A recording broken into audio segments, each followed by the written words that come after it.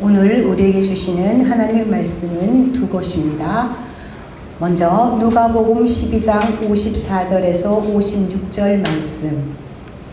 또 무리에게 이르시되 너희가 구름이 서쪽에서 이는 것을 보면 곧 말하기를 소나기가 오리라 하나니 과연 그러하고 남풍이 부는 것을 보면 말하기를 심히 더우리라 하나니 과연 그러하니라.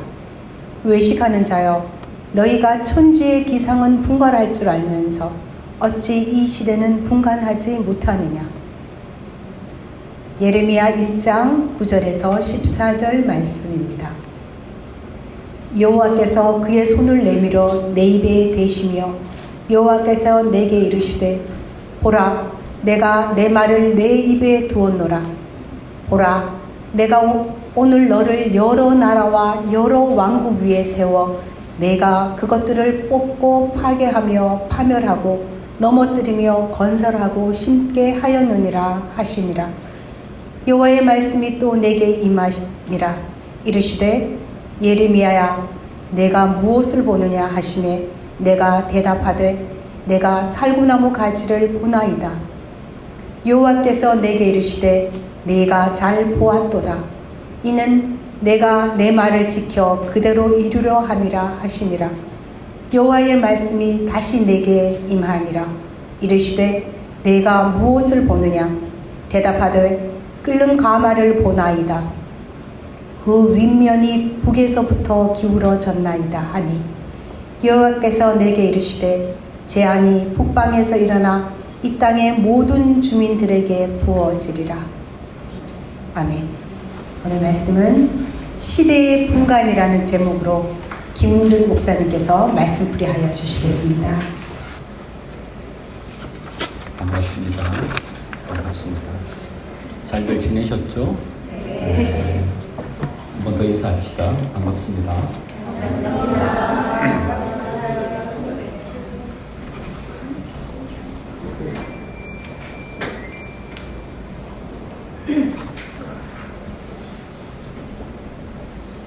유한이는 어디 갔습니까? 아, 거기 있구나.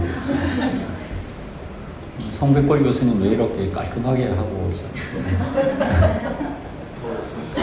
아, 그래요. 깔끔하게 정리하고 오셨네요. 오늘 같은 부분으로 다녀오셨어요? 네?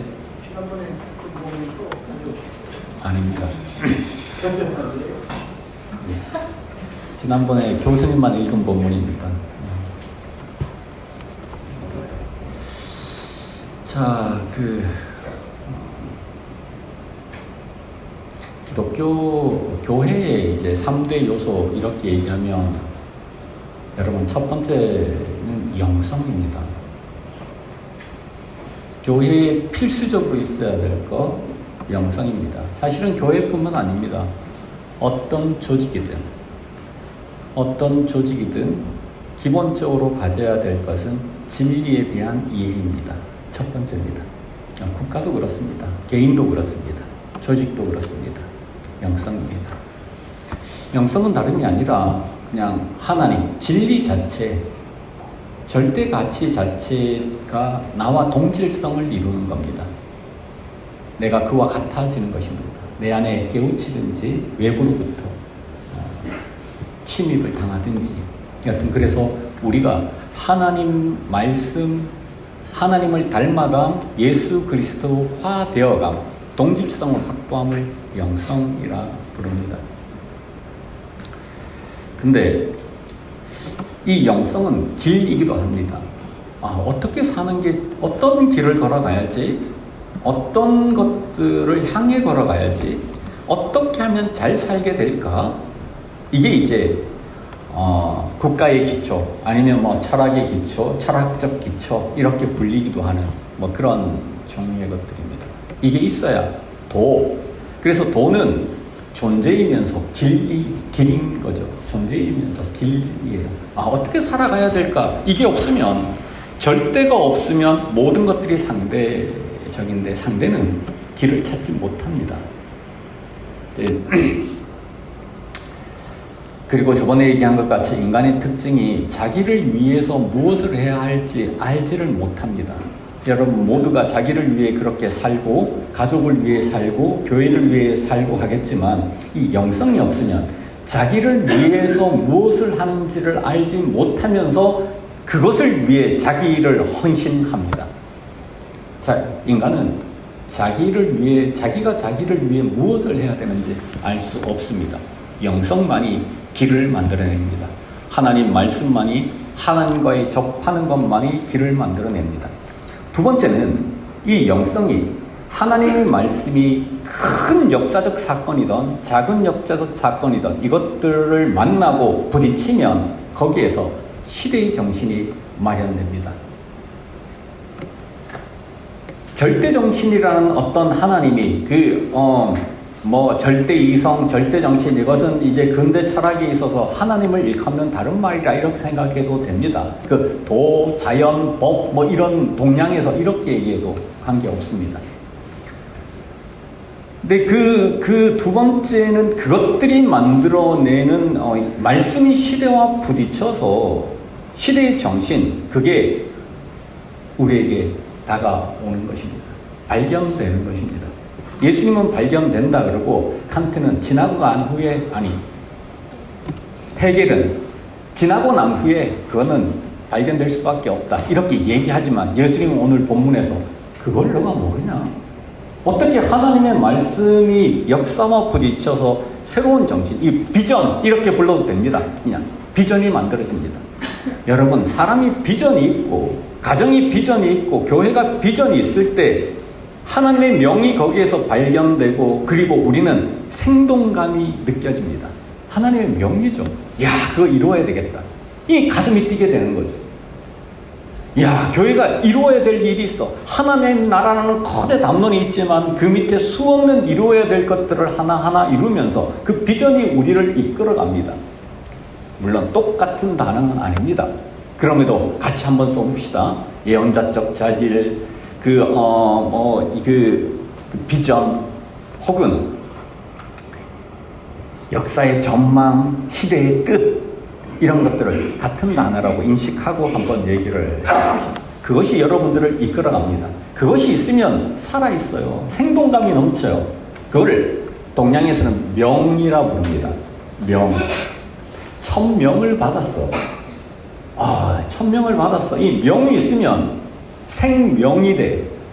그렇죠. 살아있는 게, 살아있다는 건 명이 있다. 그렇게 제가 얘기했죠. 살아있는 건 명이 있음이야. 이 가족에 명이 없어.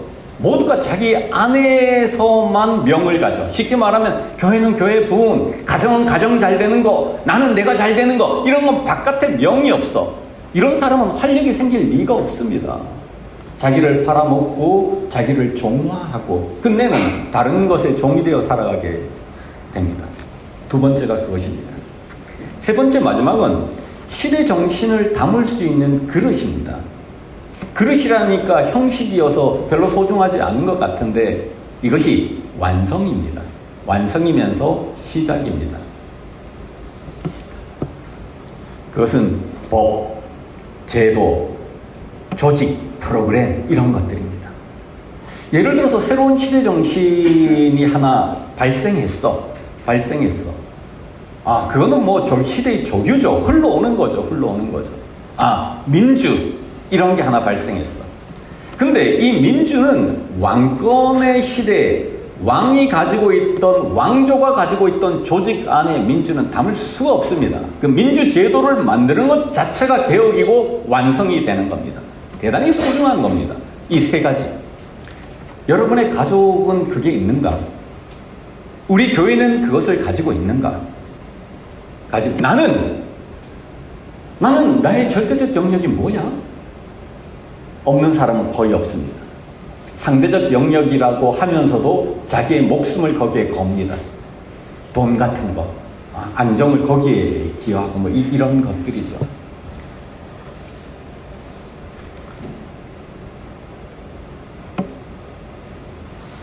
그래서 이 세 가지가 필요합니다. 절대 정신에 대한 요청, 시대의 정신, 계약으로서의 법과 제도, 조직과 프로그램, 이런 것들이 필요합니다. 교회는 기본적으로 시대의 뜻을 자각함으로 생명을 얻고 새로운 가능성을 열어갑니다. 그렇죠. 내가 할 일이 있어야 생명이 있지. 할 일이 없어. 내 생존만이 나의 할 일이야. 그렇죠. 생명을 제대로 읽으면 그렇게 되죠. 생존만이 나의 할 일이야. 이렇게 생각하겠지만, 근데 거꾸로 한번 읽어보면 명이 있어야지. 그래야 살아있는 거지. 성경을 보면 오늘 본문을 보면 그렇습니다. 어떤 현상을 보면 우리는 미래를 알 수 있다. 이런 얘기는 아닌 것 같은데 어떤 현상을 보면 미래를 알 수 있는 영역이 참 많기는 하죠. 우리가 무릎이 쑤신다 이러면 비가 오잖아요. 그리고 그 안개가 자욱하다 이렇게 되면 어떻게 돼요? 그날 해가 쨍 뜨잖아요. 미래를 우리가 보는 거죠. 그것이 이제 우리는 예수님 말라면 너네들 일기예보는 잘 맞춘다. 일기예배는 참 잘 맞춘다. 기후를 그렇게 볼 수 있듯이 역사도 그렇게 볼 수 있다. 이게 예수님의 강조점입니다. 그러면 여러분은 역사가 보이십니까? 기후와 같이. 그 역사를 보지 못하는 무리들에게 예수님이 뭐라고 말씀하시냐면 위선자야. 위선이다. 어떻게 역사를 못 본단 말이야. 이건 약간의 비난이 섞인 겁니다. 너네가 역사를 못 봐? 아니 기후를 보면서 역사를 못 봐. 그러면 예수님에게 있어서 이거는 무리들에게 얘기하고 있는 거니까 너무나 당연하게 누구나 봐야 하는 거야. 역사를 왜 못 볼까요? 역사의 움직임을 왜 못 볼까? 그리고 왜 못 보는 사람을 예수님은 위선자고 부를까? 위선은 예수님에게 있어서 대단한 욕입니다. 막 독사의 자식들아 이렇게 얘기하는 바리새인들에게 하던 욕이에요. 위선.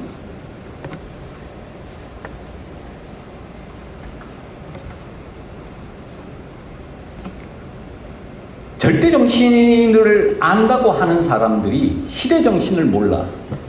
위선 아닙니까? 하나님을 안다고 하는 사람이 이 역사 속에서 하나님의 말이 어떻게 작용될지를 몰라. 제 말이 지금 이해가 가십니까? 하나님을 알아. 이 사람이 다 하나님을 안다는 사람이야. 절대정신을 안다는 사람이야. 절대적인 하나님을 안다는, 진리를 안다는 사람들이야. 하나님을 만났다는 사람들이야. 근데 시대정신을 몰라. 하나님 말씀이 그 절대정신을 가지면 저 시대를 보니까 거짓의 시대야. 그러면 하나님이 뭐라고 말씀하시겠어요? 시대정신이 뭐냐? 거짓을 회복하는 거.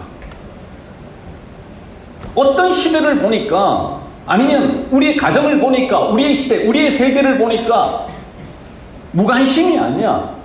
이건 무관심에서 더 나아가서 감각이 없는 것 같아. 무감각의 시대야. 남의 아픔에 참여하지를 않아. 하나님의 말씀이, 절대적인 하나님의 말씀이 그 세계에 다가가면 무감각을 해결해라. 사람이 살아있도록 해라. 감각이 있어야지. 이런 시대의 명.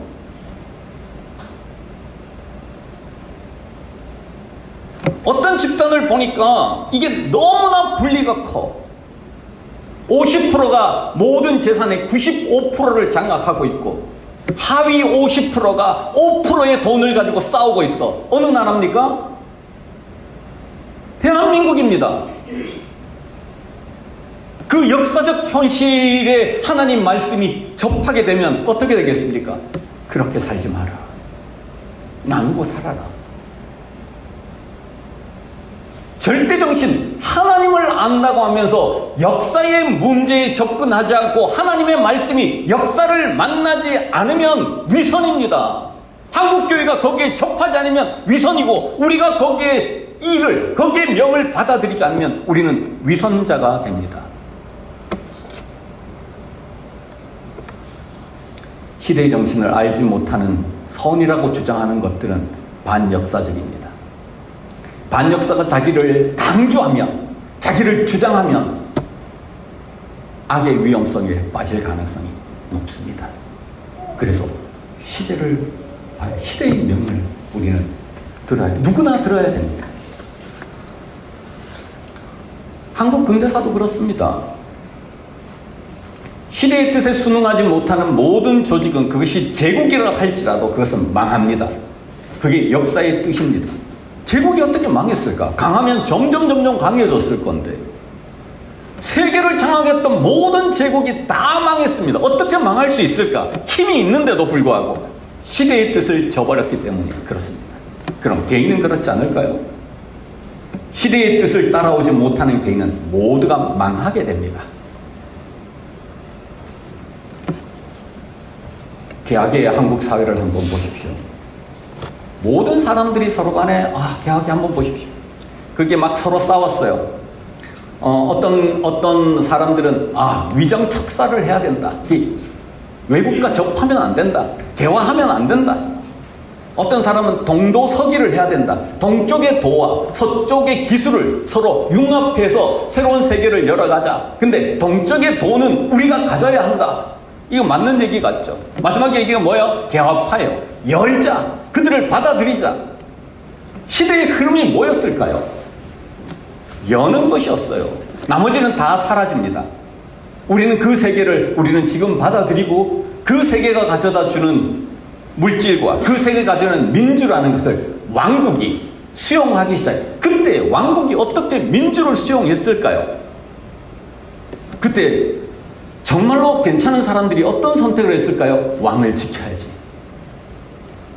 이게 120년 전 일입니다. 오래된 일이 아니에요. 우리가 왕을 지켜야지. 그러지 않았겠습니까? 그 시대의 충신들이 조선을 지켜야지, 왕을 지켜야지 이렇지 않았겠습니까? 그 사람들의 충심을 모르는 게 아닙니다. 그 사람들이 시대의 정신을 이해하지 못했다는 것입니다. 근데 그 후에 10년쯤 일본의 지배를 받고 난 후에 10년, 1919년 이때쯤 되면 모든 지식인들이 그것들을 시대 정신으로 받아들입니다. 오등은 자야 조선의 독립국인가 조선인의 자유인임을 선언하노라 차로서 막 이렇게 나가는 우리 외웠던 거 있잖아요. 제가 한 구절 읽었어. 이로써 차로서입니다. 세계 모든 나라에 알려 인류 평등의 큰 뜻을 밝히며 인류 평등이 말도 안 되잖아요. 왕조 시대의 인류 평등이 세계의 큰 뜻이라는 시대의 조류를 읽었다는 거예요. 이걸 작성한 사람들이 2천만 민중의 성충을 합하여 왕의 성충을 합하여가 아닙니다. 민중의 성충을 합하여를 낸다는 거예요. 시대의 정신 부합했습니다. 인류적 양심이 드러남에 따라 세계의 기조래 이게 뿐만 아니라 하늘의 뜻이며 시대의 대세이며 전 인류가 함께 생존하고 같이 살아 나갈 권리의 정당한 움직임이며 하늘 아래 어떠한 것이든 이를 막거나 억누르지 못할 것이니라. 독립선언서입니다. 개미 독립선언서입니다. 이때 이 사람들은 어떻게 시대의 조류를 읽었을까? 한국 교회도 마찬가지입니다.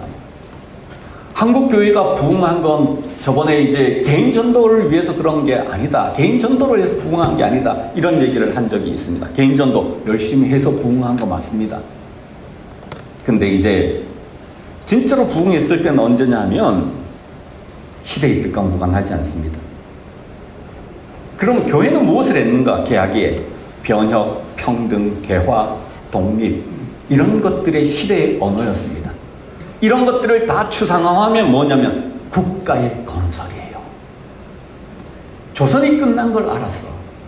더 이상 지속시킬 수 없음을 조선의 지식인들이, 유학자들이 알았어. 그리고는 새로운 세계를 꿈꿉니다. 예수 그리스도를 통해 새로운 서학을 발견하게 됩니다.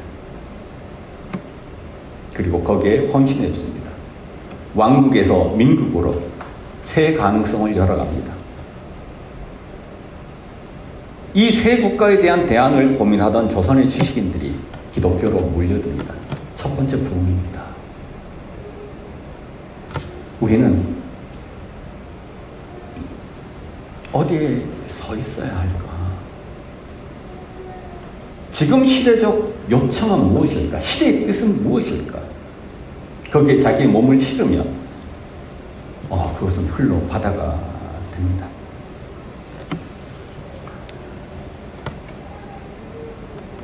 교회가 정점을 찍었던 산업사회도 마찬가지입니다. 시대 정신과 무관하지 않습니다. 그때는 위로였습니다. 위로. 전쟁 뭡니까? 여러분, 전쟁은 너무 비참하잖아요. 개인적으로 너무 고통스럽잖아요. 전쟁 보니까. 위로였습니다. 교회는 온통 위로했습니다. 희망이었습니다. 그래서 하면 될 수 있다고 얘기를 했습니다. 그리고는 고향이었습니다. 모든 사람들이 고향을 떠났습니다. 북으로부터 쫓겨 정치적으로 남쪽으로 내려와서 고향을 잃어버리기도 하고, 또한 산업사회는 도시화가 기본입니다. 도시로 몰려온 사람들이 고향을 잃어버렸습니다. 그때 고향은 지금 고향하고 전혀 다릅니다. 그때 고향은 자치권이 있는 것이고 보호받는 것이고 이런 곳이었어요. 근데 새로운 고향을 만들어줬습니다. 이때 교회로 사람들이 몰려왔습니다. 우리 선배들이 뭐라 그랬냐면 깃발만 꽂으면 교회 사람들이 몰려왔다 이렇게 얘기했습니다. 기류를 알았기 때문입니다. 뿐만 아닙니다. 진보적인 집단도 마찬가지였습니다. 그들은 산업 선교회를 만들었습니다. 가난한 자와 함께 했습니다.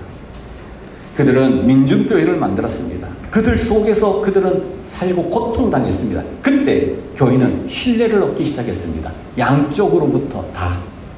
그래서 교회가 이렇게 빨리 성장한 대한민국 교회 이런 없습니다. 거의 기적과 같은 것입니다. 시대의 저주를 알았기 때문입니다.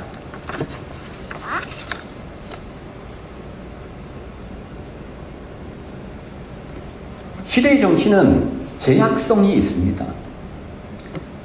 자세히 생각해 보십시오. 어떤 사람이 자기는 대한민국이 자기가 세계가 아닌 사람이 많아요. 갇혀 있는 거죠. 그 사람의 세계는 그 사람 안에 있는 거야. 그 안에서 시대의 정신을 분간하는 거예요. 어떤 사람은 대한민국이 너무 좁아. 그래서 세계의 기류를 바라보면서 시대의 정신을 찾는 거예요. 거대 담론으로서의 시대의 정신이 있습니다. 여러분, 시대의 정신이 안 보이십니까? 보이시죠? 우리 교회가 선언했습니다. 하나님 나라를 이 땅에 이루기 위한 절대 정신의 요청에 의해서 이 시대는 어떤 시대인가? 물질 문명이 끝난 시대야. 여기 동의하십니까? 물질 문명이 끝났어요. 더 이상 물질 문명을 지속할 수가 없어요. 환경 문제 때문에, 자본 문제 때문에 수많은 이 거대 담론들을 가지고 있죠. 그런데 우리가 거대 담론을 시대의 정신은 거대 담론일 것 같지는 아닙니다. 미시 담론입니다. 나의 세계 안에서, 그 세계 안에서 하나님의 음성을 그 역사와 받쳐 한 가족이라면 아내와 남편 사이에 시대의 정신이 존재하는 겁니다. 그게 없이 거대한 담론을 얘기한다는 건 네 형제는 사랑하지 않는데 절대 정신, 하나님은 사랑한다, 뭐 이런 거하고 비슷한 것입니다. 그럼 이제 물어보겠습니다. 미시 담론 안에 여러분은 시대의 정신을 볼 수 있는 눈이 있는가? 위선자인가? 아닌가 말입니다. 노인들 위주로 물어볼게요. 노인들 위주로. 노인들을 얘기하겠다는 게 아니라 여러분, 수 없는 노인들이 아침 일찍 일어나서 박스를 줍고 있습니다. 그게 역사적 하나님의 말씀이 그 역사와 부딪히십니다. 우리 노인들이 정말 이래도 됩니까? 정말 이래도 됩니까? 이렇게 부자로 잘 사는 나라가 산업사회를 살아오고 열심히 산 사람들의 결론이 박스를 줍도록 내버려둬도 됩니까? 그 역사적 사건이 보이십니까? 이름을 하나 불러볼게요. 주영도. 수많은 열심히 살고 난 후에 그 사람이 징역살이를 합니다. 우리는 요양시설이라고 부릅니다. 10년 동안 평생 그 공간을 떠나지 않고 그렇게 살도록 만드는 이게 정상입니까? 그 세계를 여러분이 갈 세계입니다. 이게 산업사회의 말미에 우리를 위해서 산다고 하고 우리를 위해서 막 개발했지만 끝내는 그렇게 살다가 그렇게 죽어갈 겁니다. 이 노름을 계속 하고 싶습니까? 여러분은 시장길을 가다가 오늘 이신경 교수님 부부가 깻잎 이렇게 가져왔는데 깻잎을 호박 하나, 깻잎 하나 이런 놓고 장사하는 할머니, 할아버지 보신 적 있습니까? 아니면 바구니에 사과 몇 개 담아놓고 그거 팔려고 시장 하루 종일 거기 앉아서 그거 팔고 있는 그 나무면 얼마나 아픈다고. 그 아픔의 소리를 들을 수 있습니까? 그 아픔의 소리가 들려야 하나님의 말씀이 아픔의 소리와 결합이 됩니다. 아픔의 소리는 새로운 역사의 창조의 출발점입니다. 출발점입니다. 맹자의 인이 그렇습니다.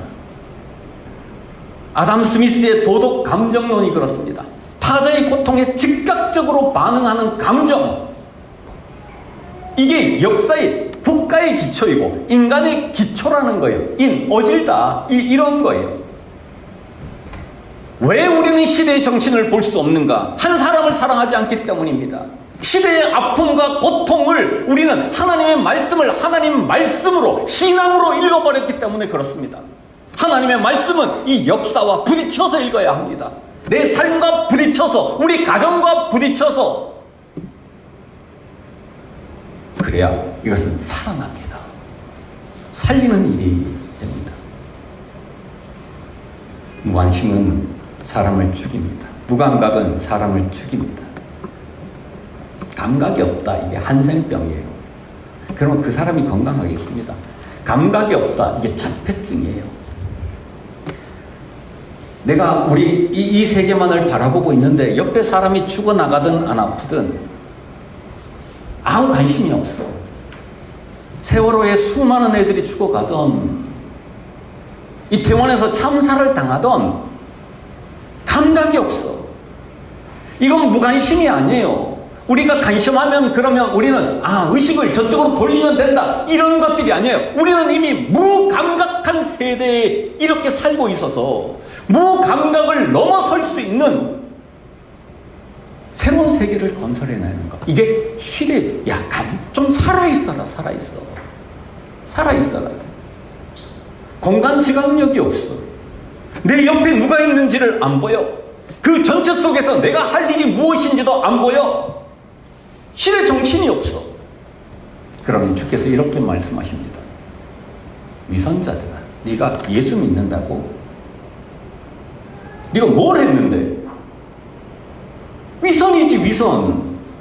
절대 정신을 가지고 있던 사람이 시대 정신을 모르는데 지금 해결 얘기하고 있는 거 아닙니다.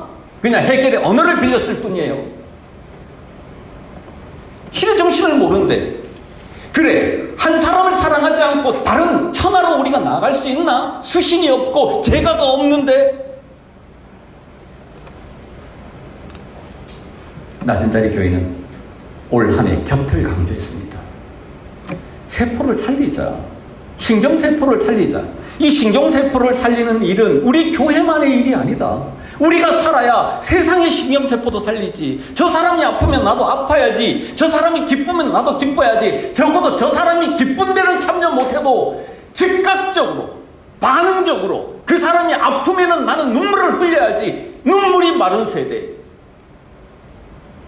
사랑하는 성도 여러분, 우리 종료 여러분, 우리가 함께 아파하자는 건 우리 교회만 그 일을 하자는 얘기 아닙니다. 이 시대는 무감각의 시대입니다.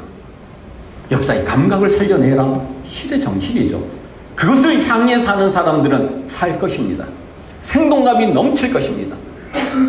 그것을 향해 살지 않는 사람은 망할 것입니다. 역천자, 망, 이것은 윤리적 문제뿐만이 아닙니다. 명을 듣느냐 듣지 못하느냐의 문제입니다. 함께 사십시다. 찾아보십시다. 관심을 가지십시다. 그리고 함께 제도를 만드십시다. 함께 법을 만드십시다.